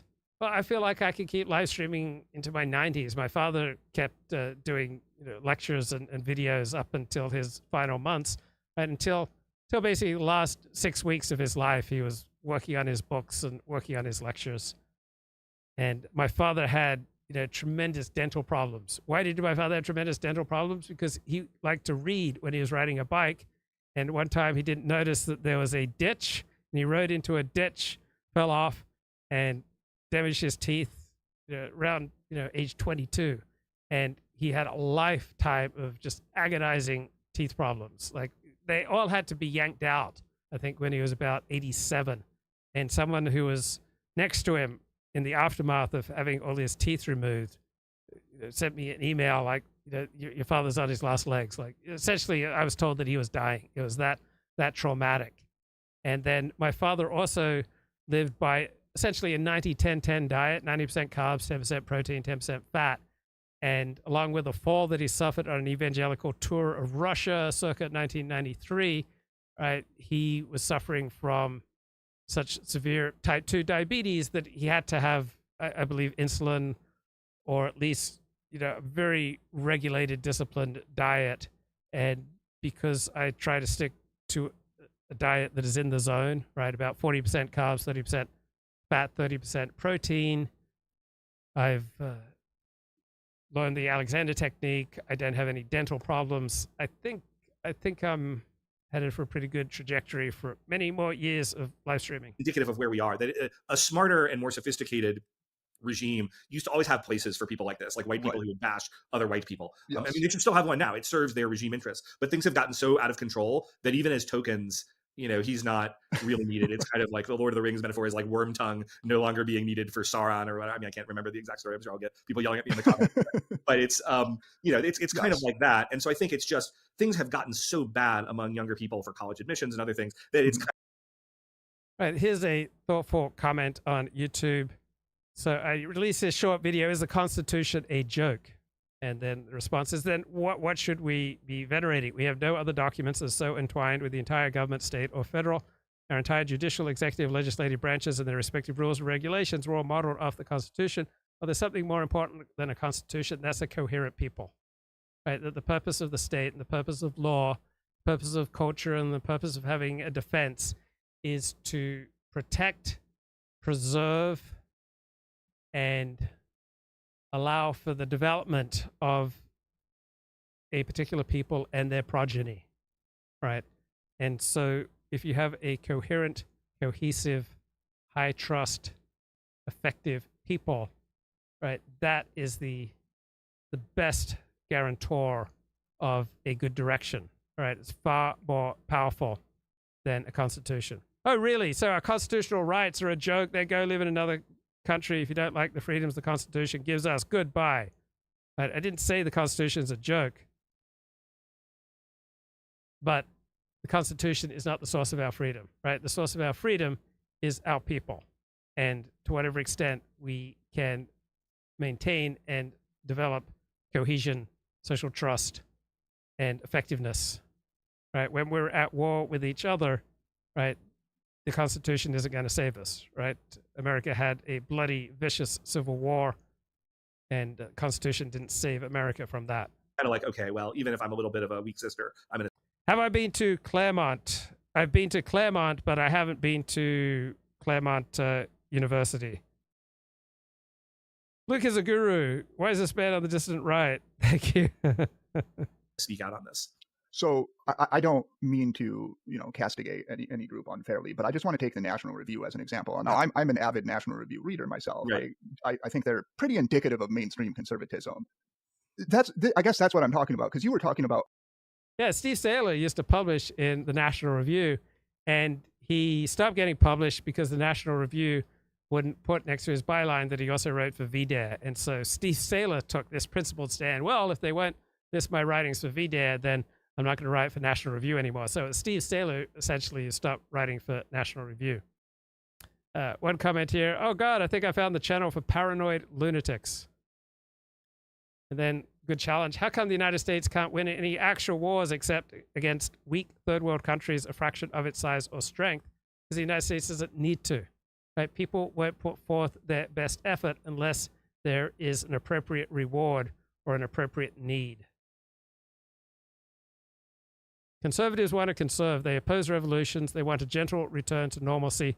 Conservatives are older. They are less inclined to risk family to revolt. That's fair. Owning the means of cultural production, which is fair enough. Certainly the left owns the academy and the media. But the National Review, they're their own private business. They have enough money to stay afloat, etc. And they were diligently casting heretics out of their brand. And those heretics were people, I believe, like Saylor and Coulter, etc. Now, I don't know all of the individual stories, but it's just a point that it seems to me the right embraced this race blindness theory, which was really just playing the losing hand in a game theory against a left that was mobilizing identity politics with particular fervor. Right. No, I think this is happening. So I actually know quite a lot about National Review and its history, and I wrote for them for years and eventually kind of stopped, not because they kicked me out, but because there just began to be too much of a gap. And because sometimes, even though I had written some very candid stuff on race for them before, and I will give due credit to Rich Lowry, who was the editor at the time, for publishing a lot of that. But actually, I think they've moved pretty well to the left of a lot of mainstream conservatism. And they actually, interestingly, are the one, I haven't pushed every angle, but they were the one significant conservative legacy outlet that was a little bit like thanks but no thanks. That does not surprise me. Yeah. And so I don't think they're actually indicative, thankfully, of where the movement is. And I think unfortunately it's like a. So why is the left more effective than the right? One answer on my YouTube is the left has better snacks. Well, the left tends to have more openness to new experience than the right, and so I would expect them to have a more adventurous cuisine. Really a couple bad apples who are particularly influential there right now. I see. Okay. But it's a problem. But yes, they have cast out heretics. But I need to say something a little bit in their defense. Until the 1990s, let's say, I'm making that up a little bit arbitrarily, but it's roughly true, they were in the same position that everybody else was in, right? William F. Buckley could be as charismatic as he wanted to, but there weren't other outlets. He had to be acceptable to the left, at least in a certain small way, or he totally frozen out of the dialogue. And so some of the stuff. Yeah, so much of what we do is to be able to maintain our social connections and status. And that has a tremendous inhibition effect on people on the right, because if you're an intellectual or a writer on the right, you want to get invited to the cool parties. You want to get those lucrative speaking gigs. You want to be invited on TV. And you want to hang out at writer gatherings. And you can't do that if you write books on anti-white racism. Right. Cosmic Hyperborean says, you're smoking some wacky tobacco in Pico Robinson if you think the United States is on a trajectory to dominate the world for the next 50 years. Perhaps the problem is that you live in a bubble in an affluent neighborhood of Los Angeles. You haven't traveled much through other areas of the U.S. and seen the actual social, economic, and moral deterioration of this country since the 1960s. Well, we've clearly become less cohesive, in many ways, less morally upstanding. Our families are in much weaker shape than they were in the 1950s. We have much more crime, much less social trust, much less social cohesion. So quality of life overall, I think, has significantly declined in the United States since the 1950s. But dominating the world does not depend upon a nation state having a high quality of life. It does not depend on the United States necessarily having high levels of social trust and cohesion. It essentially depends upon having military and economic might. And social trust and social cohesion help develop military might and economic might. But you can still be an incredibly strong superpower with rather modest levels of social trust and social cohesion. Like compared to your average bloke in the United Kingdom, France, Germany, Japan, Korea, Australia, right? The United States has far less social cohesion, far less social trust, and probably a lower quality of life. Then the rejoinder, might you be conflating two separate realities as mutually exclusive when they are not so? I agree. Is it not possible for a country, in this case the US, to remain dominant in the world despite having a great deal of rot and misery within? I don't have to outrun the bear, I only have to outrun you. Perhaps you'll recognize the old metaphor for which that is the punchline. Is it not relevant here? Yes, the US is still dominant and wealthy is the reply, but also an inexorable decline. Yeah, social trust and cohesion does appear right now to be in inexorable decline. It's been steadily dropping since the 1960s. China, with all its internal problems, is not far behind the US in raw economic terms. US demographics will play a major role in its internal economic and social deterioration. Yeah, I think we will have even lower social cohesion, social trust in 10, 20, 30, 40 years. That's not good. At the same time, compared to the challenges facing all our other major competitors, such as China and Russia, the United States is in far better shape economically and technologically and with regard to innovation. And so this will enable us to have the world's most powerful military and to dominate the world. The U.S. is falling apart regardless of whatever problems China or Russia have. Well, the U.S. doesn't have the same degree of problems that China and Russia face. And the U.S. is not falling apart. It's suffering a steady deterioration in its quality of life and its social trust and social cohesion. Serious problems, but not yet approaching the level that will destroy American power in the world. Even if I deplored it or didn't think it was maybe even the right strategy at times, was more defensible in a more concentrated media market where you could be frozen out more easily. Where I think it's become much less defensible is in what they're doing in our current media market, where there is a great deal of ability, if you're willing to put up with a certain amount of social sanction, to distribute, even on some pretty big platforms, content that is less politically correct on this. And they have sort of continued to kind of walk up to the edge of the diving board and then go back down the ladder. And so I think that's disappointing. Yeah, okay, that's fair, and I don't want to opine too much about National Review because I'm certainly not an expert on the National Review's Right. history, but it does strike me that they are the topic they seem the most squeamish about is race, and Yeah. they are incapable, it seems to me, therefore, of pushing back against a lot of this anti-white ideology, whereas they focus a lot on trans stuff because it seems as though kind of Yeah. all conservatives can agree on that. Yeah. So if you want to read the clearest arguments for why the United States is poised to dominate the next 50 years more than any other competing superpower, read the work or listen to the videos made by Michael Beckley. They've unfortunately just pushed to a safer space editorially, and I would love to have them come out of that because they are an important legacy institution. Mhm. But I think they're right now, unfortunately, pretty out of step in at least a lot of spaces with where the conservative movement is going. So let me add. So Richard Hanania and Caldwell, they essentially contend that a lot of this is sort of downstream effect of Right. maybe you would say unintended consequence even of Yeah. the civil rights era. I think you both agree with that, but you think it's not a complete explanation. Could you say what you mean by that? Correct. And I'm glad you mentioned this because this is one of the areas in which I stress again. My book is more expansive and has a different focus than either Caldwell or Hanania. I think I'm trying to say this, but it's not. I'm not trying to say this critically because that's what their book is about. But Right. so it's not wrong that they're writing about it. But it's way too reductionistic to say this is just the civil rights movement. And I would argue, and I think even I haven't talked to Christopher about this, but I think Anania's pretty much explicitly said this, that you could get rid of, certainly I've said it, every single civil rights law today, and we would still have a lot of these problems. Right. So even if you think that like maybe it was a necessary condition for the founding, I don't think it's the thing that's necessarily magically holding a lot of this in place today. And I guess, and again, another area where politically I've chosen to take a little bit of a different path than Hanania and Caldwell is I don't beat up the 64 Act in and of itself. I have plenty of criticisms of it, but I don't say, it was everything was like, because the implication, this is what the average normie here is when you like when you say, oh, it was bad. Oh, Jim Crow was great. White supremacy was great. What I acknowledge is there were real problems. The Civil Rights Act was a blunt instrument to solve those problems. I think it was probably too blunt in lots of ways. I'm more focused on what we can do 60 years later, facing a very, very different set of problems to reorient our laws in this to kind of address that rather than these kind of mythical, like we're not serving people in lunch counters in 2024. So that's the way in which I see it as less. And I also just see a lot of these cultural things that were kind of in the air. Part of the reason that we got the Civil Rights Act, right? It's a little bit of the is politics upstream or downstream from culture argument that really played a role here and continue to play a role, and they're not kind of bound to any sort of legal framework. Yes, but so I think the culture is incredibly important, but it is true that. All right, back to my comment section on YouTube.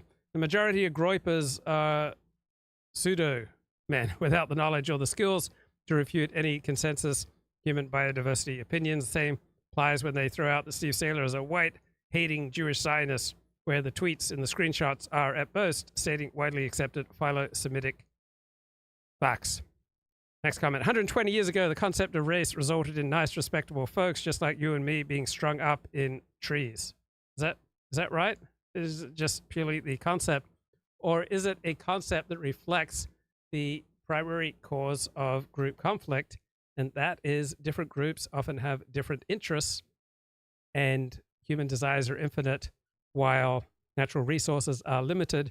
And when you throw people together, right, when you create or you allow for a large amount of diversity and proximity, in some situations, this leads to human flourishing, and in other situations, it leads to deadly conflict. So many times, diversity works great, particularly for higher IQ people. But there are certain types of diversity that are shattering when you have, for example, reckless amounts of crime that will just destroy quality of life and communities. That we do have this regime, and you discussed this, with basically like three things here that happened in this revolutionary transformation of the United States in the 60s. We get affirmative action, we get disparate impact theory, judicial theory essentially, and we get the removal of free association. Yes. Essentially. So a lawyer and live streamer on the right, Nick Ricetta, was arrested and shown to possess illegal drugs. And you got these various right-wing shows like the Lossless Show claiming that this is going to represent, more viewers and more pay chats for them. Right? Nick was dominating the scene for years. Nick would not respond to pay chats less than $50, but not now, right? Yeah, Nick is not nearly as influential as he was a few years ago. But it is the normal, natural human instinct to rejoice at the fall of your enemies. So have I been doing these short videos through AI? Well, AI will suggest clips. but then I have to go in and do the work to remove, to remove excess words, to get the clip that I want. So I'll add in sections to the short. I will take out sections. So it's not like I just put things through an algorithm and then I get a final product, right? If I don't do the work, don't clean up the unnecessary pauses, the filler words, and I don't, pay some attention to the content and adjust it from the AI, then it's only of modest benefit, right? The AI begins the work of sorting out shorts, but it doesn't conclude it. A massive encroachment on free association. Yeah. Okay, and at the end of the book, you advocate getting rid of affirmative action. I want to talk about that later, but can we talk about those? And do you think that what happened was it an elite minority in the judiciary that pushed the say disparate impact? Because I think actually most ordinary Americans would oppose the disparate impact theory. Correct. Just to say, actually, most ordinary Americans oppose affirmative action, but I think to the extent they would understand what disparate impact is, they would oppose it even more strongly. And I think that is one case where you can really point to our far left judiciary at the time, and I will use the term far left because I think it's accurate, and I think they wrecked the Constitution in many ways over a 30-year period or so with decisions that went well beyond what the law and Constitution really could justify. But particularly 1971, I talk about it in the book, Griggs versus Duke Power, which gives us this disparate impact. And for those of your listeners who are not familiar, the oversimplified version of what disparate impact is basically if you have a population and you go through some sort of employment-related process, and at the end of that, you wind up with numbers that are very disjoint from the population numbers, that it's said to have a disparate impact on that group, usually a racial group, but not always. And you can, unless you can sort of jump through all these hoops to show that you had a business necessity and all these things, then you can be legally liable. And so the way that corporations... Yeah, disparate impact is just devastating. That Supreme Court ruling that was then upheld by legislation passed under George H.W. Bush in 1991 is probably the most devastating Supreme Court ruling that we have. Often deal with that is they just make sure that they basically do informal quotas so that they don't run afoul of this. And I think this really was a thing. And this is why I also don't beat up the act as both a political and a substantive strategy. This was not inherent in the Civil Rights Act. And in fact, if you go back to the 64 debate, it's quite clear, as one of the members of the U.S. Commission on Civil Rights has written, that there is no way that they were pretty much explicit that nothing like disparate impact was being contemplated here and that it would not be legal. And the Supreme Court just didn't care and made the 71 ruling. And in fact, it was so radical that they kind of walked it back in 89 in some pretty fundamental ways in a case called Ward's Cove. And then at that point, the civil rights group screamed, and the sort of craven Bush senior administration, even though the civil rights politicals knew how bad it was going to be, end up effectively enshrining in legislation the disparate impact ruling in Griggs versus Duke Power.